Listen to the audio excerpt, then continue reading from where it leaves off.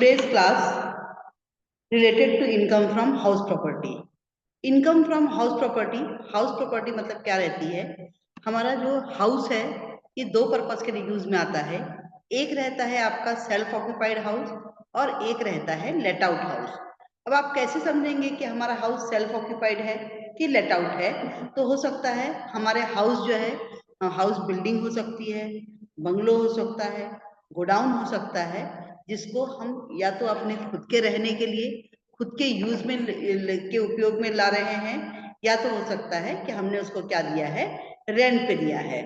अब इसमें क्या होता है, इसमें हम लोग करते हैं इनकम का कैलकुलेशन करते हैं। तो कैलकुलेशन करने के लिए क्या क्या रहता है, तो सबसे पहले देखिए जो मैंने कैटेगराइज किया है कि let out to tenant, occupied for own residence, use by the assessee, stock in trade and use for business और प्रोफेशन। अब अगर टेनेंट का मतलब होता है जो अपन बोलते हैं किराएदार, अगर हमने उसको रेंट पे दिया है ऑटोमेटिक हमको क्या होगी, उससे इनकम जनरेट होगी। अगर हम लोग सेल्फ यूज में ला रहे हैं तो सेल्फ यूज में ला रहे हैं तो इनकम तो जनरेट नहीं होगी, बट अगर समझो हमने अगर लोन लिया था तो उसके इंटरेस्ट का हम क्या करते हैं, पेमेंट करेंगे, वो उसमें से क्या हो जाता है, आपका डिडक्ट होता है। अगर हाउसेस जो है, बट वो कैसे है, स्टॉक इन ट्रेड। कैसे समझोगे आप स्टॉक इन ट्रेड? जनरली अपन देखते हैं ना, जो बिल्डर्स वगैरह जो रहते हैं, जो हाउसेस क्या करेंगे, बना के रखते हैं, तो वो क्या रहता है, वो उनका रहता है स्टॉक रहता है, जिसको क्या करते जाते हैं धीरे धीरे करके उनके पास जो भी कस्टमर्स आते हैं उनको वो हाउस क्या करते हैं, सेल करेंगे। तो उनके पास वो एज अ स्टॉक है, तो वहां से जो इनकम जनरेट होगी वो उनके बिजनेस और प्रोफेशन में आती है।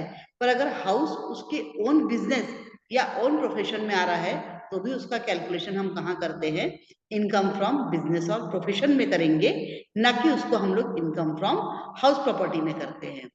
फिर आता है आपका नेक्स्ट पॉइंट है, नेक्स्ट अपन बोलते हैं अब इसकी कैलकुलेशन जो रहते हैं वो कैसे कैसे रहेंगे, डिफरेंट बेस पे रहते हैं। म्यूनिसिपल वैल्यूएशन मतलब जो म्यूनिसिपल कॉर्पोरेशन रहता है, लोकल म्यूनिसिपैलिटी रहती है, वो जो वैल्यूएशन करती है प्रॉपर्टी का उसको म्यूनिसिपल वैल्यू बोलते हैं। फेयर रेंटल वैल्यू मतलब ये रहता है कि उस पर्टिकुलर लोकेलिटी में उस प्रॉपर्टी का क्या वैल्यू होगा, उसको हम लोग क्या बोलते हैं, fair rental value. Standard rent जो रहता है, ये रेंट कंट्रोल एक्ट के अकॉर्डिंग क्या रहते हैं, उसके फिक्स रेट रहते हैं स्टेट के, that is called standard rent. और एक्चुअल रेंट मतलब क्या होता है, उस प्रॉपर्टी के लिए एक्चुअल जो हमको रेंट रिसीव हो रहा है टेनेंट से, उसको हम क्या बोलेंगे, उसको बोलते हैं हम लोग एक्चुअल रेंट बोलते हैं। अब इसमें हमको क्या करना रहता है, एनुअल वैल्यू जो रहती है वो हमको कैलकुलेट करनी रहेगी। एनुअल वैल्यू जो अपन जब कैलकुलेट कर लेते हैं तो जो लेट आउट हाउस प्रॉपर्टी रहती है, ये let out house property means जो हमने रेंट पे दी थी, उसमें से सबसे पहले हम municipal tax, but if paid by owner, अगर ओनर ने पे किया है तो डिडक्ट होगा। अगर वो आउटस्टैंडिंग रहता है या पेड बाय टेनेंट रहता है तो कभी भी उसको माइनस नहीं करते हैं। एनुअल वैल्यू एक बार आ जाए, एनुअल वैल्यू आने के बाद फिर हम लोग क्या करते हैं, इसमें डिडक्शन जो रहता है, स्टैंडर्ड डिडक्शन जो रहेगा 30% ऑफ एनुअल वैल्यू होता है, और इंटरेस्ट ऑन कैपिटल अगर रहेगा उसको भी हम डिडक्ट करेंगे, तो जो आंसर आएगा वो क्या हो जाएगा, इनकम फ्रॉम हाउस प्रॉपर्टी रहेगा। फिर आता है आपका क्या आता है नेक्स्ट, अगर हमारा हमने क्या किया है कि जो भी हमारी सेल्फ ऑक्यूपाइड हाउस था, तो सेल्फ ऑक्यूपाइड हाउस के लिए जब हम कैलकुलेशन करते हैं उसमें ग्रॉस एनुअल वैल्यू नील रहती है, सिर्फ इसमें डिडक्ट होता है इंटरेस्ट ऑन कैपिटल। तो सेल्फ ऑक्यूपाइड हाउस में ऑलवेज हम क्या कैलकुलेट करते हैं, लॉस फ्रॉम हाउस प्रॉपर्टी, इसमें income from house property generate नहीं होती है। अब इसके क्या रहते हैं, इसके स्टेप्स रहते हैं कि आप उसको कैसे कैसे कैलकुलेट करोगे।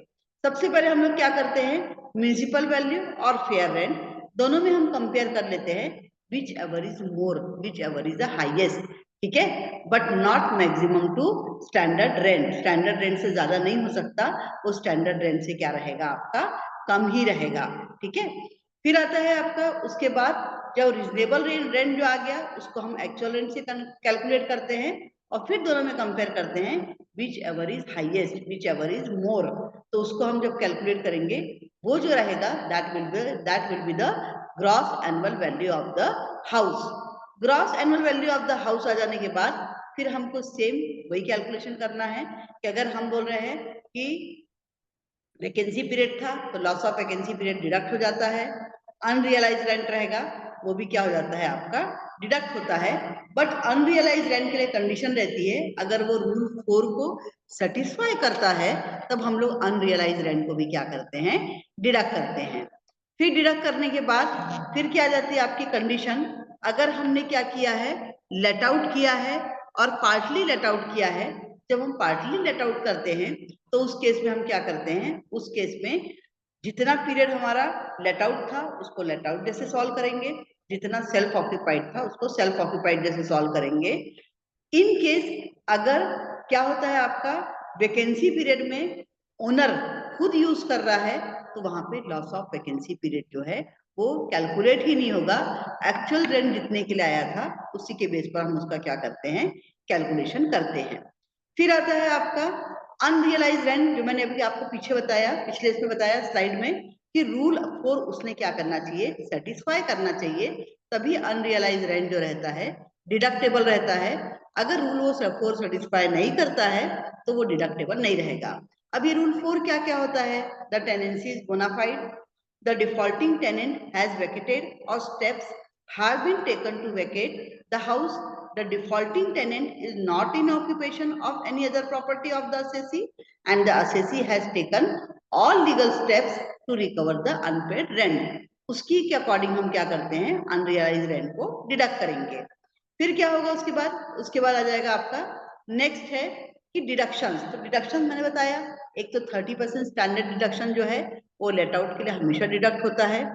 इंटरेस्ट ऑन लोन के लिए कंडीशन आ जाती है, क्या कंडीशन रहती है कि इसमें अगर उसने क्या लिया था 1 अप्रैल 1999 के 9 और आफ्टर लिया है तो इंटरेस्ट ऑन कैपिटल की लिमिट जो है बोरोड कैपिटल की for house property purpose 2 lakh है, और in any other case it means if loan taken before 1st April 1999 then limit will be amounted to rupees 30,000। ठीक है, तो ये क्या होता है, ये आपका डिडक्ट होता है। लोन जो है ये पूरी तरह से किसके लिए यूज होना चाहिए, हाउस प्रॉपर्टी पर्पस के लिए उसने लिया है, कंस्ट्रक्शन के लिए यूज होना चाहिए, और उसका जो टाइम पीरियड रहता है, लोन का ड्यूरेशन जो रहता है वो क्या रहता है, विद इन 5 ईयर्स तक उसका क्या होता है, इंटरेस्ट ऑन लोन का डिडक्शन मिलता रहता है। अगर कोई एनी एडिशनल पॉइंट, अगर एक या एक से ज्यादा मकान है तो उसमें क्या करते हैं, जो highest value of the houses रहती है, 2 हाउसेस को हम कंसीडर कर सकते हैं सेल्फ ऑक्यूपाइड, और अदर को हम क्या करेंगे, उसको लेट आउट करके हम लोग क्या करेंगे, सॉल्व करेंगे।